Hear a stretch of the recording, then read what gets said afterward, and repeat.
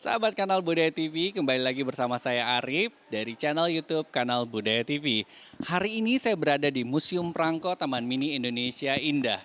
Dan kita akan mencari tahu tentang sejarah dari perangko di Indonesia ini. Ada apa di dalam? Nanti kita akan kupas tuntas bersama salah satu pengelola dari Museum Prangko Taman Mini Indonesia Indah ini. Yuk kita lihat ya. Jangan lupa like, share, comment, and subscribe channel YouTube Kanal Budaya TV ya.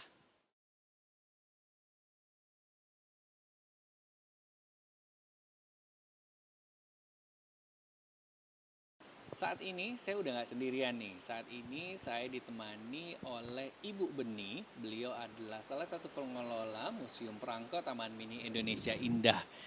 Beliau ini bertanggung jawab di bagian pemeliharaan koleksi dari perangko-perangko yang ada di Museum Prangko Indonesia Indah ini.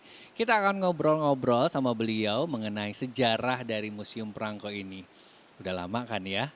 Kapan sih terakhir kita menulis surat menggunakan perangko? Yang mau komen, boleh komen di kolom chat ya. Oke, selamat siang Bu Beni. Selamat siang. Terima kasih waktunya hari ini. Udah mau digangguin ya sama kita. Sama-sama, terima kasih juga sudah mau berkunjung ke Museum Prangko. Oke, Bu Beni, saya mau tanya ini sejarah dari Museum Prangko Indonesia ini ya.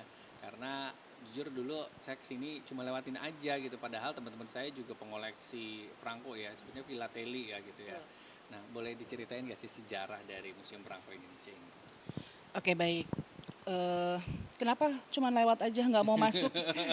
Apa menyeramkan Museum Prangko? Begitu ya, memang anak-anak muda zaman sekarang itu minatnya tuh kayaknya agak kurang kalau yang namanya museum-museum ya. Iya. Makanya gimana caranya kami selaku pengelola museum itu menarik mereka untuk ayo masuk, paling nggak masuk dulu untuk melihat lah ya di dalam itu ada apa. Jadi sebelum kita ke sana saya menjelaskan tentang sejarah dulu aja ya. Boleh, silakan. Gitu, baik. Jadi Museum Prangko sendiri ini, sejarah Museum Prangko dulu ya. Museum Prangko ini berdiri pada tahun 1983 pada tanggal 29 September. Ini berdiri atas gagasan ide dari Ibu Tien Soeharto. Beliau sangat hebat, beliau itu orang yang sangat pintar. Kalau tidak ada beliau, tidak akan ada Museum Prangko ini. Dan mungkin tidak akan ada sejarah yang bisa kita lihat di sini. Jadi beliau memberikan ide untuk mendirikan Museum Prangko ini sebagai sarana edukasi. Untuk merefleksikan ya sejarah budaya di Indonesia ini. Jadi dan itu sasaran kita adalah anak-anak sekolah dulu. Gitu. Jadi dari biasanya kita dari tingkat SD, kalau TK mungkin belum ya, dari tingkat SD sampai ke jenjang kuliah gitu. Jadi, nah Museum Prangko berdiri pada tahun 1983. Nah, Prangko sendiri itu pertama kali itu ada itu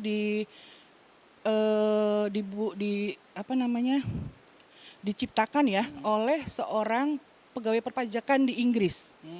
Nah, itu bernama dipanggilnya ya Sir Rowland Hill. Nah, beliau itu membuat perangko pertama kali di Inggris dengan tema The Penny Black. Jadi perangkonya itu kita bisa lihat nanti di showcase 1, mungkin bisa di itu. Jadi berwajah Ratu Victoria. Itu hitam semua, tapi berwajah ratu gitu. Itu perangko pertama di dunia yang diterbitkan oleh beliau. Itu pada tahun 1840.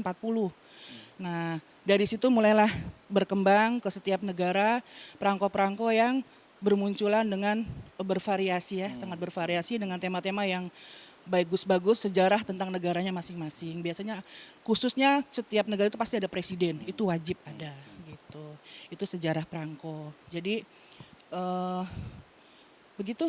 Kalau fungsi dari perangko ini sebenarnya untuk apa sih? Ya. Fungsi dari perangko itu sebagai alat pengganti biaya ya, biaya pengiriman. Jadi dulu gini, sebenarnya agak lucu ceritanya. Kenapa si pegawai perpajakan ini kok tiba-tiba kepikiran bikin perangko? karena dulu dia tuh punya pacar. Oke. Nah, dia tuh punya pacar, dia selalu mengirim surat ke pacarnya, tapi yang bayar itu pas pacarnya. Iya kan? Nah, kita kadang kan loh repot dong ya dikirimin kita suruh bayar gitu kan. Jadi lama kelamaan nih pacar mungkin agak ini cerita Iya. ini saya aja ya, Iya. tapi mungkin seperti itu gitu Ah. ceritanya. Jadi mungkin si pacarnya agak keberatan, suratnya nggak dibuka, dikembalikan.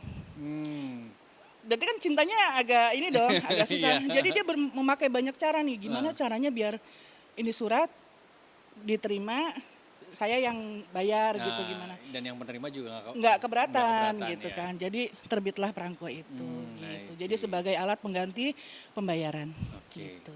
Dan kayaknya juga ya kalau misalnya tadi memang sempet kan Bu Beni bilang agak susah nih orang-orang masuk ke museum ya. Tapi ternyata pas ketika saya pertama kali masuk ini saya juga amazed gitu, lumayan kagum ya.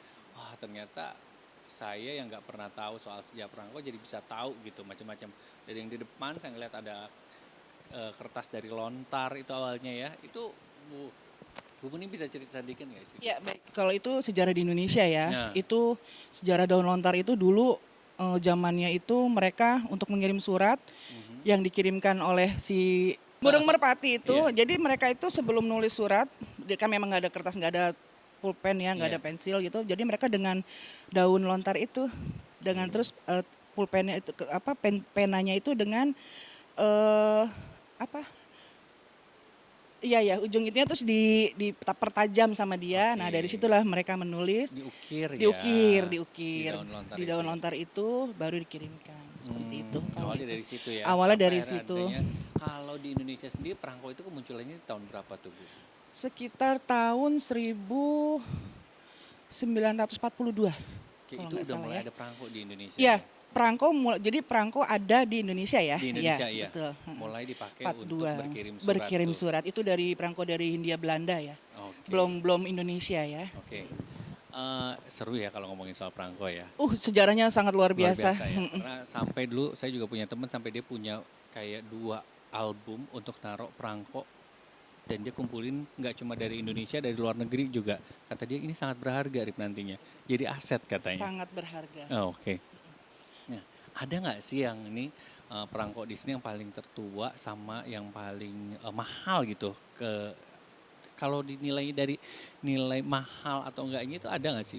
Iya, kalau itu sebenarnya yang Dari sisi bisa kolektor ya, menjawab itu kolektor ya. Iya, Saya sendiri kan cuman staff, saya sendiri juga tidak penyuka perangko sebenarnya, Ya. bukan filatelis. Jadi agak susah ya. Saya pengen gitu ngelihat perangko, pengen suka gitu dengan gambarnya kadang. Tapi yang namanya hati itu hobi itu nggak ada, itu kan naluri. Jadi kalau setahu saya, yang paling termahal itu yang mungkin perangko-perangko yang zaman-zaman lama ya, tahun-tahun lama dan sudah tidak ada lagi, tidak terbit lagi, jarang yang punya dan itu biasanya memang terbitnya. Jadi kan gini, kami tuh menerbitkan perangko kalau sekarang sudah banyak, setiap terbitan bisa di atas 1000. Kalau dulu mungkin hanya sedikit, jadi makanya setiap terbit orang pasti memburu. Karena habis terbit segitu dia nggak akan terbit lagi. Gitu. Jadi untuk mendapatkan itu dia harus mencari Koleksi terbatas lah isinya. betul. Jadi dia harus mencari ke pedagang-pedagang lainnya dengan harga yang di luar dari harga nominal. Ngomong-ngomong soal animo orang untuk datang ke museum ya. Kan ini kita sempat masuk ke masa pandemi gitu ya. Nah, kalau Ibu bandingkan ya sebelum masa pandemi, ketika masa pandemi dan sekarang udah mulai masuk endemi, seperti apa sih animo orang-orang ini? Jadi waktu sebelum pandemi itu sebenarnya sama aja sih yang namanya kolektor. Kami kan juga zaman sekarang kan bisa dengan online ya pembelian gitu ya. Cuman ya mereka sekarang jadi nggak datang aja, jadi nggak kelihatan ramai gitu. Jauh sih, jauh banget. Dulu itu kami setiap minggu pasti ada kunjungan dari anak sekolah. Oke. Dari anak sekolah ada berkunjung ke Taman Mini, berkunjung ke Museum Perangko dan mereka pasti berkirim surat dengan entah berkirim surat, entah dengan menggunakan kartu pos gitu. Jadi, nah kalau sekarang jadi hanya kolektor-kolektor pelanggan-pelanggan tetap aja yang beli dan itu pun via online karena mereka kan datang juga belum boleh ya saat itu tuh sekarang sudah mulai boleh gitu kan. Jadi ya cuman ya gitu, jadi kelihatan sepi. Sangat bedanya itu aja. Bedanya itu. Sekarang kita nggak bisa ketemu dengan teman-teman lagi gitu kan. Biasanya kami tuh selalu kumpul karena ada perkumpulannya Oh, gitu ada perkumpulannya kan. dan itu rutin ya dulu ya? Rutin sih enggak, tapi mereka pasti suka meet up atau apa pasti bikin lah. Oke. Itu yang namanya ada perkumpulan filatelis Indonesia, ada perkumpulan post crossing Indonesia. Mereka sangat seru banget. Seru Oke. banget. Dan sekarang mungkin masih lanjut tapi dalam bentuk online ya. Betul, tapi kadang mereka suka masih kumpul dengan tidak banyak orang sih, beberapa aja gitu. Yang namanya perkumpulan mereka karena saking serunya mungkin kangen atau gimana ya. Jadi nekat bikin ketemu gitu walaupun cuman 5 atau 6 orang. Limited aja ya, Iya, limited betul. partisipannya. Kalau sekarang kan dari di segi era digital ya, kan sekarang perangko mungkin udah berubah lah ya. Nah sekarang kan tadi kita sempat ngobrol ada perangko Prisma. Seperti apa sih perangko Prisma itu? Bu? Nah, itu dia. Karena perangko itu jadi gini, setiap bulan PT Pos Indonesia itu dengan Kominfo ya menerbitkan perangko-perangko terbitan baru. Ya. Ya, dan itu dijual dengan harga nominal. Nah, karena niat dari anak-anak khususnya anak-anak zaman sekarang ya, itu sangat susah karena ya digitalisasi itu. Yeah. Jadi kami dari PT Pos Indonesia dengan Kominfo pun bekerja sama untuk gimana nih caranya biar mereka tuh tertarik dengan perangko lagi. Nah, bikinlah namanya perangko Prisma, perangko identitas milik Anda. Jadi itu bisa perangko dengan kertas khusus perangko, tapi dengan bergambar foto diri kita. Oh, gambar Gitu. selfie kita bisa taruh di Bisa, situ ya? selfie kita dengan artis bisa, asal jangan artis sendiri ya, Iya. yang tidak melanggar hak cipta pokoknya gitu. Atau kita kadang kayak kemarin kami punya proyek, itu mereka buat kartu pos, kiriman kartu pos lebaran. Oh, Gitu. oke. Prismanya bikin di kami gitu Oke. dengan logo. Oke, dan sekarang kan mungkin momennya lagi pas nih ya. Betul. Lagi Ramadan. Betul. Dan itu banyak tuh, udah mulai banyak animonya. Betul, banyak sekali. Jadi dari perusahaan-perusahaan yang baru masuk memang baru Ajinomoto. Kami di kantor Pasar Baru yang kantor Filateli Jakarta sedang membuat kemasan PPATK ya kalau nggak salah. Itu juga jadi lumayan untuk Ramadan ini. Nah oke, menyenangkan ya karena sekarang perangko sudah dibuat gimana caranya anak-anak muda ini Betul. menyukai kembali perangko Betul. ya. Jadi kan suka ya, apalagi kalau kami kunjungan anak-anak sekolah itu pasti yang kami berikan ke mereka tuh, ayo kita bikin kartu pos kirim ke Bunda. Gitu. Jadi foto mereka, nanti perangkonya kan perangko anaknya tuh Betul. dikirim ke rumah. Salah satu bentuk ungkapan kasih sayang ya Betul, lewat nanti begitu kalimatnya ya. kan tinggal Iya. dibuat. Karena kan sekarang menggunakan WhatsApp, kayak Iya. rasa ininya apa sih koneksinya sama orang tua agak kurang ya Iya, gitu ya. Kecuali kalau dengan tulis tangan itu mungkin akan kembali merekatkan lah ya Iya, gitu ketimbang dengan kadang juga voice note juga ya. Iya. Cuma kadang kayak kurang aja gitu ya. Betul. Bu, Bu Benih boleh nggak ya buat anak-anak muda ini kita boleh minta Ibu berpesan untuk mereka untuk kembali untuk mereka mungkin menyukai perangko atau berkirim surat gitu ya. Silakan. Baik. Buat anak-anak zaman sekarang, anak-anak zaman now, anak-anak digitalisasi, kita ini punya perangko loh. Jangan selalu memakai WhatsApp, email atau apa.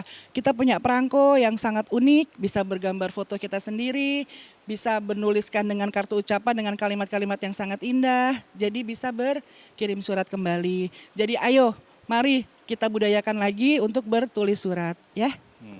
Dan jangan lupa untuk berkunjung ke Museum Perangko ya. Betul. Untuk bisa cari tahu lebih banyak lagi Ya. tentang si Perangko Prisma ini. Kebetulan Museum Perangko ini akan direhab, ini Ya. kan masih agak lama ya, yaitu Betul. akan dibuat lebih digitalisasi juga. Wah, kita tunggu ya seperti apa Baik. Museum Perangko di Taman Mini Indonesia ini yang baru ya. Terima kasih Bu Benih atas waktunya untuk Baik, sama-sama. sharing bersama kita dan teman-teman juga sahabat Kanal Budaya. Mudah-mudahan informasi ini bermanfaat buat sahabat Kanal Budaya TV semua dan ini bisa dijadikan sebagai salah satu alternatif untuk bisa berkirim sampah dengan orang-orang yang kita sayangi menggunakan kartu pos dan perangko Prisma.